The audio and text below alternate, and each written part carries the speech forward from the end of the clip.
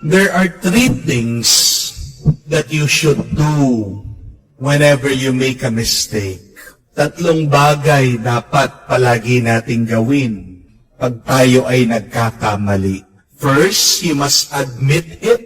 Second, you must learn from it. And third, you must not repeat it. Amen? Pag nagkamali ka, dapat aminin mo. Pangalawa, matuto ka. Pangatlo, wag mo nang ulitin. Pero yan ang problema na napakarami sa atin. Hindi po ba? Bakit hindi naayos ang ating buhay? Bakit dumadami ang ating problema? Dahil pag nagkamali tayo, anong unang ginagawa natin? Dinideny natin. Nahuli na nga, ayaw pantanggapin. Pangalawa, hindi natututo. Kinakalimutan. We forget our mistakes. And third, we keep on repeating it. Inuulit-ulit. Meron pong isang kwento tungkol sa isang tao. Nagtitinda daw po ng sombrero, a hat. E nung minsan, nandun po siya sa park. Habang nagtitinda siya ng kanyang sombrero, bigla-bigla, meron pong mga matching monkeys dumating. Napakarami po nila. Kinuha yung mga sombrero na tinitinda niya at umakyat po yung mga matching dito sa halaman, sa puno. Itong lalaki, galit na galit. Kaya nga sinisigawan yung mga matching. Ito po mga matching, ginagaya siya. Sinisigawan din siya. Ito po nagtitinda, galit, pinagbabato. Ito mga matching. Yung mga matching, kumuha na mga bunga ng puno, pinagbabato din siya. So, out of frustration, hindi na po alam kung anong gagawin itong lalaki. Kinuha niya yung kanya sombrero at hinagis niya sa lupa. Galit na galit. Ito po mga matching nakita nila, ginaya nila itong lalaki. Kinuha nila yung mga sombrero, itinapon din nila. At nung nasa lupa na yung mga sombrero, kinuha na noong lalaki. Years after, ilang taon po ang nakalipas, nagkaroon po ng apo itong lalaki, nagtitinda din na sombrero. At napadaan din po doon sa park. Habang nagtitinda, meron din mga matching na dumating. Ninakaw din yung mga sombrero tinitinda. Alam na po nitong apo. Kaya nga niloloko-loko pa yung mga matching. Nagsayaw-sayaw.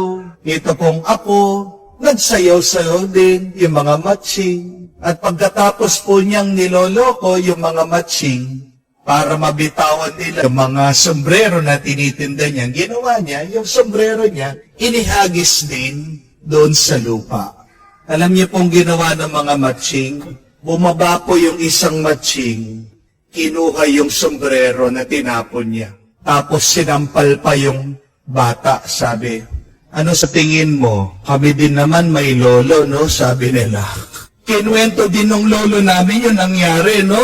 Kaya nga, natuto na kami. Sabi niya.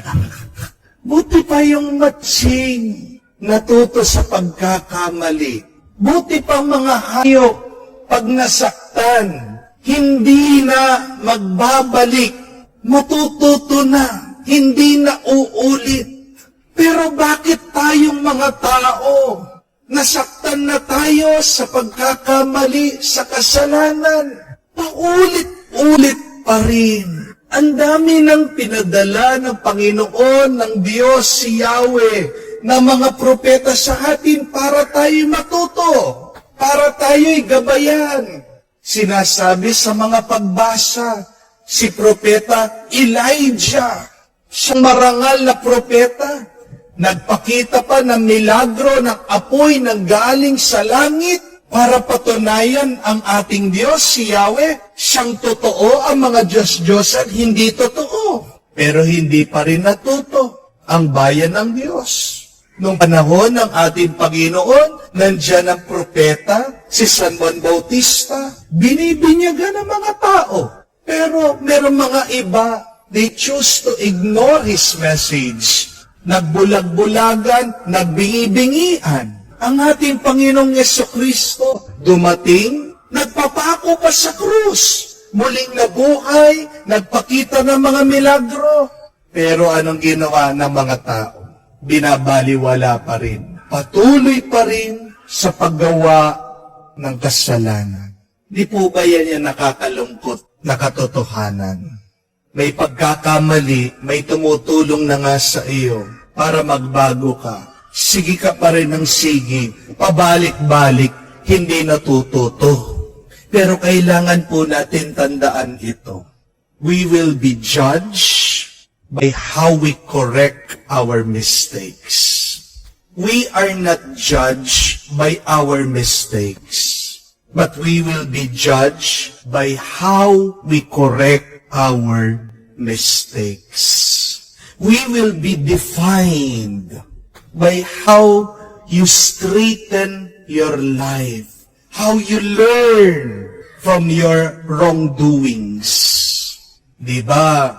Kahit naman po ang isang asawa, isang mister, sabihin mo na, babaero, maraming bisyo.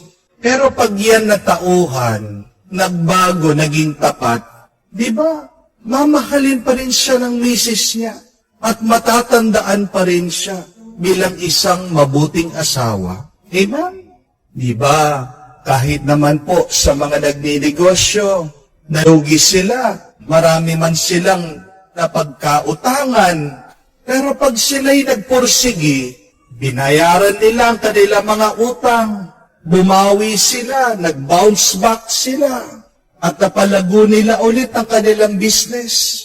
Maaalala pa rin sila bilang isang matagumpay na negosyante. Kahit naman po ang isa nag-aaral, kahit na palaging palakol ang kanyang grades, bumabagsak. Pero kung talagang ibibigay niya yung kanyang sarili, mag-aaral, at pagdating ng graduation, makakakuha ng medalya, valedictorian, maaalala pa rin siya bilang isang mabuting estudyante. Sino ba sa atin ang hindi nagkakamali? Lahat po tayo may pagkukulang, nagkakasala. Pero ang importante, ang mahalaga, sana matuto tayo, sana baguhin natin ang ating sarili. Because we will be defined, we will be judged, not by our mistakes, but how we correct our mistakes. Ikatutuwa ng Diyos, kung sa ating mga pagkakamali, ay aaminin natin, ikatutuwa ng Diyos at ang ating mga minamahal na kung tayo ay magkakamali, matuto tayo. Huwag na nating uulitin dahil diyan tayo maaalala magpakailanman.